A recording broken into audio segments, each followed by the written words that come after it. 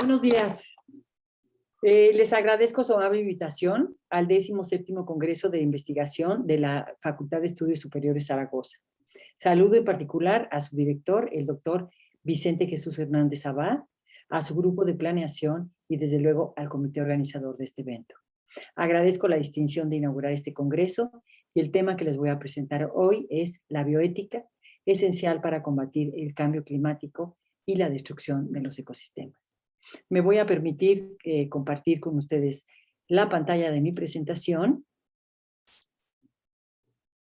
Espero que en este momento la estén viendo con toda claridad.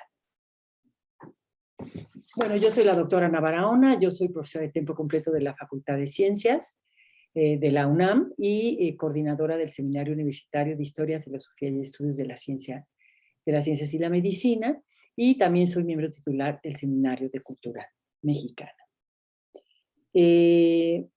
Recibimos con alarma, aunque no debiera llamarnos a sorpresa, el sexto informe del Grupo Intergubernamental de Expertos sobre el Cambio Climático de la ONU, publicado el 9 de agosto de este año.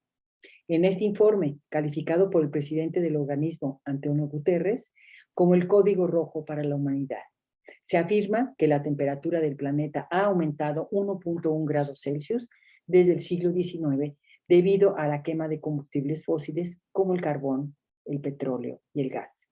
Emisiones que todas ellas desprenden gases de efecto invernadero. El documento predice que seguramente se rebasará el aumento de 1.5 grados Celsius en los próximos 20 años, incumpliendo con el Acuerdo Climático de París firmado en el año 2015, cuando los gobiernos se habían pronunciado por no rebasar esta cifra, sino hasta fin del presente siglo. Para Guterres, las señales de alarma son ensordecedoras y las pruebas son irrefutables, pues ahora se tiene el mejor entendimiento del cambio climático al contar con nuevos modelos de simulación del clima, nuevos análisis y métodos que combinan múltiples líneas de evidencia que han mejorado nuestro entendimiento de la influencia del humano en un amplio rango de variables climáticas, incluyendo lo que conocemos como el clima, que puede ser local o regional, y los extremos climáticos, es decir, los extremos, las condiciones a lo largo del tiempo. También lo observado en los archivos paleoclimáticos, que son datos de estudios de los climas sucedidos a lo largo de largos periodos de tiempo. Y obviamente estudios revisados por pares que ubican este documento en cerca de 14,000. Cabe mencionar que el clima de la Tierra ha variado a lo largo de su historia, en donde ha transitado por periodos glaciares o fríos e interglaciares o cálidos, que se estima han durado entre 40,000 y 100,000 años. En uno de estos periodos glaciales, por ejemplo, el humano pudo cruzar por el estrecho de Bering de Siberia hacia América del Norte debido al descenso del nivel de los océanos, colonizando tierras americanas. Según los científicos, esto pudo haber ocurrido entre hace 11,000 y 14,000 años. Y de esto hay muchísima evidencia en nuestros registros. Incluso se sabe que estos humanos que cruzaron por el estrecho de Bering venían acompañados de animales muy parecidos a los que ahora conocemos como los perros. Pero a diferencia de esos cambios cíclicos y naturales, se tienen datos confiables de que, a partir de la revolución industrial en el siglo XVIII, la actividad humana ha aumentado la cantidad de emisiones y con ello su efecto invernadero, que junto con la agricultura a gran escala, la deforestación, las formas de producción dependientes de la industria y la tecnología, han producido la pérdida de la biodiversidad al alterar los ecosistemas. Al igual que los cambios naturales del clima en la historia de la Tierra, la extinción natural de las especies está documentada en innumerables estudios y se tienen estudiadas grandes y pequeñas extinciones, incluida, por ejemplo, las de los dinosaurios hace 65 millones de años. Pero el aceleramiento de la pérdida de la biodiversidad ha ido en aumento y la extinción de especies es un evento de no retorno. Decía en un principio que este reporte no debiera llamarnos a sorpresa. Conforme se han transformado y crecido los asentamientos humanos asociados al consumo, ha aumentado la cantidad de emisiones a la atmósfera. Para atacar este problema global, En 1997, más de 80 países acordaron en el Protocolo de Kioto, dentro del Convenio Marco sobre Cambio Climático de la ONU, reducir significativamente las emisiones de gases invernadero a la atmósfera. En el 2005, al entrar en vigor el protocolo, los países firmantes se comprometieron a reducir el 5% de gases entre el 2005 y el 2021. Reducir las sustancias que aumentan las temperaturas del planeta, como el dióxido de carbono y el metano, y aumentar el uso de energías renovables para la producción de energía eléctrica. Además, en el quinto reporte del IPCC del 2011, ya se hacía notar el aumento de las concentraciones de dióxido de carbono, metano, óxido de nitrógeno, entre los más importantes. También, y de manera concomitante, se han llevado a cabo múltiples esfuerzos a nivel internacional con el objetivo de detener la pérdida de la biodiversidad. Esta ha llamado la atención en las últimas décadas. En 1992 se llevó a cabo la Cumbre de la Tierra en Río de Janeiro, Brasil, con la presencia de 180 países, cuyo resultado fue la Convención de la Diversidad Biológica. Sus objetivos principales eran, en ese momento, manejar y conservar la biodiversidad del planeta, compartir equitativamente los beneficios que éste ofrece y algunas otras medidas. A esta siguieron el Protocolo de Bioseguridad de Cartagena en el año 2000 y la Cumbre del Desarrollo Sustentable con la meta de reducir para el 2010 las tasas anuales de su pérdida. Aunque la idea del desarrollo sustentable tiene sus orígenes en los años 1970, cuando empezaron a surgir las críticas a los modos de producción de los países industrializados, las políticas económicas de consumo y los avances científico-tecnológicos que mostraban la fragilidad de los ecosistemas, no fue sino hasta 1986 que surgió el concepto de desarrollo sustentable para describir el desarrollo tal que permita satisfacer las necesidades de las sociedades del presente sin comprometer las capacidades de las generaciones futuras para satisfacer las necesidades propias. En el año 2002, en la Declaración y Plan de Acción de la Conferencia de las Naciones Unidas para el Desarrollo Sustentable, se establecieron acciones que cada país debe llevar a cabo, como la creación de áreas naturales protegidas, pueden ser reservas de la biosfera, parques nacionales, santuarios, etc. El desarrollo sustentable de esta forma le dio más importancia a las relaciones ecológicas y sociales que llevan a obtener mayor beneficio de los recursos disponibles, sin que aumente el deterioro ambiental y la pérdida de la biodiversidad. Sabemos que la Tierra se formó aproximadamente hace 4.500 millones de años y que la vida en la Tierra comenzó hace aproximadamente entre 3.5 y 3.7 millones de años con la presencia de compuestos orgánicos. La biosfera, término que viene del griego bios, vida, y spharia, esfera, es esa capa delgada de la Tierra donde ha evolucionado la vida, formada también por los océanos, lagos, ríos, el suelo y desde luego la atmósfera. Se ha encontrado evidencia de microorganismos en rocas de hace unos 3.700 millones de años. Las bacterias fueron los primeros seres vivos celulares que poblaron la Tierra, cambiando la atmósfera primitiva de dióxido de carbono por un oxidante debido a la presencia de oxígeno. Esto permitió el desarrollo de nuevas formas de vida. Con el paso del tiempo y debido a procesos naturales, se fueron desarrollando diferentes formas de vida desde los primeros organismos multicelulares, pasando por infinidad de plantas, peces, anfibios, aves y mamíferos, entre los que se encuentra nuestra especie, del cual ha documentado su presencia desde hace aproximadamente 2 millones de años de nuestra especie. Las diferentes formas de vida, las especies, se han interrelacionado unos con otras a lo largo de sus particulares historias de vida. Ya Carlos Darwin, naturalista británico decimonónico y padre de la teoría de la evolución por selección natural, decía en su famoso libro El origen de las especies, que podríamos describir a la evolución de las especies como un árbol de la vida donde las ramas representan a las diferentes especies que a lo largo del tiempo se han modificado y diversificado, y algunas, desde luego, se han extinguido. Para Darwin, la vida misma tiene un origen común, hermanando de esta forma a todas las formas vivas. Así como Copérnico en el siglo XVI colocó al Sol en el centro alrededor del cual giraba todo el universo, desplazando así a la visión geocéntrica del mundo, Darwin en el siglo XIX colocó a la especie humana dentro de la constelación de todas las especies vivas del planeta, al afirmar que, al igual que las demás, la especie humana había sido el producto de miles de millones de años de evolución biológica. De esta forma, las ideas darwinistas desplazaron la visión del mundo según la cual las especies habían sido creadas por un demiurgo, en este caso el dios del cristianismo, incluida nuestra especie.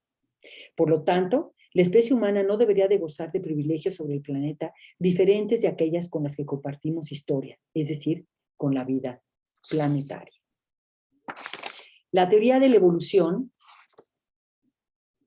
por selección natural fue anunciada así en 1859, cuando aún existían pocos naturalistas dedicados al estudio de los procesos evolutivos, y es considerada como una gran revolución intelectual. En la actualidad, un número importante de biólogos evolucionistas trabajan en muchas disciplinas relacionadas con los estudios evolutivos, como por ejemplo la biología molecular, la paleontología, la genética de poblaciones, la biología del desarrollo, la sistemática, la biogeografía, la ecología, la historia y la filosofía de la ciencia y la bioética, entre las más destacadas. La ecología, así, es una rama de la biología que estudia las relaciones de los seres vivos entre sí y con su ambiente.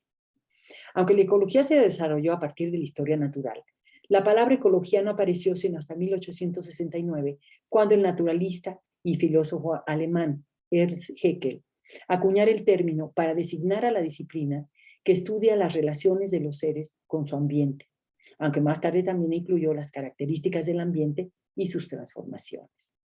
Los factores bióticos son el conjunto de poblaciones de diferentes especies, incluyendo a los humanos, que forman una comunidad. Y los factores del medio, o abióticos, son el clima, la geografía, la hidrografía y el tipo de suelo, por ejemplo. De esta forma, los ecosistemas, término acuñado en 1935 por el ecólogo inglés Arthur Tansley, son sistemas biológicos compuestos por las comunidades de seres vivos interdependientes y los factores del medio en el que viven. Los ecosistemas se desarrollan en la biosfera, como decía yo, esa delgada capa de la Tierra formada por los océanos, lagos, ríos, el suelo y la atmósfera. Las especies forman comunidades y estas forman ecosistemas. A través de las redes tróficas que se forman y el flujo de energía que se da en ellas, es que la vida logra su desarrollo y equilibrio. Gracias a los estudios evolutivos, ahora sabemos que los ecosistemas como los conocemos no han existido siempre, sino que son producto de la evolución orgánica. A través del tiempo, se han formado diversos y muy ricos ecosistemas, como marinos, de agua dulce, terrestres, entre los que encontramos los diferentes tipos de bosques, manglares, desiertos o tundras. Alterar alguna de las partes que componen a los sistemas, tanto sus factores bióticos, las especies, como del medio que las rodea, los altera directamente. Recordemos que una especie que se extingue es irreemplazable, pues ha sido producto de un proceso evolutivo de largo aliento. Para la ecología, la biodiversidad se entiende como la variedad de formas en las que puede expresarse lo vivo, incluyendo el material genético, a las especies, a los ecosistemas y a las culturas. Sin embargo, la biodiversidad se distribuye de una forma muy desigual en la Tierra. Esta distribución tiene que ver con las características topográficas, la variedad de climas y, sobre todo, su historia geológica. De acuerdo con la cantidad de biodiversidad que tiene cada país, medida con índices desarrollados por los ecólogos, nos encontramos con 17 países megadiversos, entre los cuales se encuentra México. Estos países megadiversos albergan cerca del 75% de la diversidad y ocupan el 40% de la superficie de la Tierra. La diversidad cultural es igualmente rica, pues esta se relaciona con la biodiversidad en tanto que el desarrollo de las poblaciones humanas ha dependido de la riqueza y disponibilidad de los recursos naturales.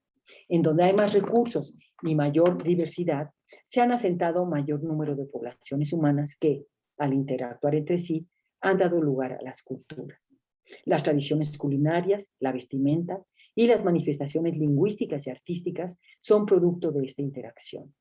Sin embargo, la sobreexplotación de los recursos y la alteración de los ecosistemas y el cambio climático, que han ocurrido con gran intensidad desde el siglo XIX, han llevado a que el planeta haya sufrido modificaciones que ponen en riesgo la vida misma en la Tierra. Es por ello un imperativo categórico, ético, que las sociedades contemporáneas volteen la mirada a la conservación de los ecosistemas y la biodiversidad. Los ecólogos y los biólogos evolutivos han llamado la atención acerca de la capacidad de las especies para formar o construir sus nichos, es decir, que no se adaptan pasivamente a través de la selección natural a las condiciones preexistentes, sino que modifican activamente los componentes del ecosistema en su propio beneficio. De esta forma, establecen relaciones con el ambiente de interdependencia que afectan el hábitat, o sea, el lugar donde habitan, propio y el de otras especies. Esta capacidad de modificación del entorno es planetaria. Incluye, entre muchos ejemplos, las telarañas, los hormigueros, las presas de los castores, los nidos de las aves, etc. En las teorías evolutivas que se han desarrollado en las primeras décadas de este siglo, la teoría de construcción de nicho argumenta que la herencia genética y la herencia ecológica deben considerarse como procesos evolutivos. Debe reconocerse la capacidad de los humanos en la construcción y, por lo tanto, destrucción de nichos para entender mejor cómo esta construcción de nichos regula la dinámica de los sistemas, de los ecosistemas y cuál es el impacto de las poblaciones humanas en los ambientes ecológicos y del desarrollo. Esto es particularmente importante en la evolución misma de los humanos, en donde nuestra especie ha modificado de manera importante el ambiente a través de sus propias prácticas culturales. Esta visión novedosa enfatiza la dualidad organismo-ambiente, es decir, considera que organismos o poblaciones o especies y ambiente están codeterminados dentro del proceso evolutivo.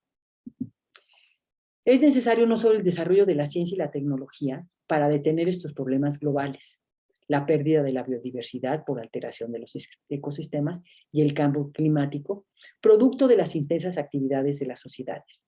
También es necesario contar con debates en las humanidades, particularmente en la bioética, que nos permitan como humanidad no cancelar el legado ambiental que deberíamos dejar a las siguientes generaciones de seres vivos, incluidos nosotros mismos. Estas reflexiones interdisciplinarias, con contenido bioético, deben enfatizar las intricadas relaciones socioecológicas que existen y sus efectos causales sobre la biodiversidad biológica y la cultural. El nicho planetario, y esta es una cita, construido por el ser humano, característica central del antropoceno, afecta los frágiles equilibrios de la biodiversidad en su conjunto. Nuestras formas de vida se han constituido en una de las mayores fuerzas ecológicas del planeta, cuyo efecto acumulado puede llevarnos a un punto de no retorno que termine con la destrucción de los ecosistemas. Y esta cita viene de la introducción que hicimos yo misma, el doctor Mario Casanueva y el doctor Vergara Silva, en un libro que está por salir, que se llama Biofilosofías para el Antropoceno, la teoría de construcción de nicho desde la filosofía y la biología y la bioética. Decía yo entonces, las especies al modificarse y diversificarse establecen relaciones de interdependencia entre organismos y ambientes. Para los proponentes de la teoría de la construcción de nicho, el término de herencia, y cito, expande su significado con una clara implicación bioética. Nuestros compromisos con la propia especie y con los ecosistemas mantienen dos anclajes fundamentales. Mientras heredamos los nichos construidos por nuestros antepasados, también somos responsables de los ambientes que heredaremos a generaciones subsecuentes. Podríamos sustituir el llamado a buscar formas de vida sustentable por un llamado a buscar formas de vida que impliquen una construcción de nicho responsable. Es una del mismo libro y de los mismos autores. Ya para terminar, quisiera mencionar que en este año se conmemoran los 50 años de la publicación del libro Bioethics, Bridge to the Future, Bioética, Puente hacia el Futuro, del bioquímico y oncólogo estadounidense Van Rensselaer Potter, donde de manera explícita liga el concepto de bioética con la ecología y el medio ambiente. Potter, donde de manera explícita liga este concepto. Su obra ahora parece pitoniza.